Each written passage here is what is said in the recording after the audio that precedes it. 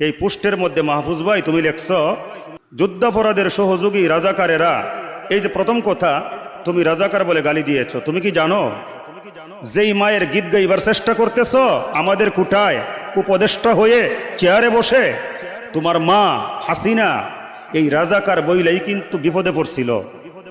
এই তুমি যদি আন্দোলন কইরা থাকো, সাহাবাকে কি স্লোগান দিছিলা? সবাই তো স্লোগান এইটাই দিছিল তখন, যে তুমি কি আমি কে রাজাকার রাজাকার।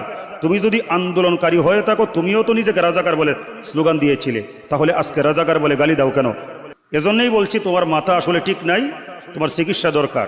চিকিৎসা দরকার হলে পকেটে যদি টাকা না থাকে আমাদের বলো, পাবনায় ফাটানোর ব্যবস্থা আমরাই করব। এরপরে কি লেখছে, এটা লাস্ট ওয়ার্নিং। এই মিয়া, তুমি লাস্ট ওয়ার্নিং দেওয়ার কে? তুমি লাস্ট ওয়ার্নিং দেওয়ার কে? তোমাকে কি এই চেয়ারের মধ্যে আমরা বসাইছি আমাদেরকে লাস্ট ওয়ার্নিং শোনাইবার জন্যে? এইরকম লাস্ট ওয়ার্নিং, ফার্স্ট ওয়ার্নিং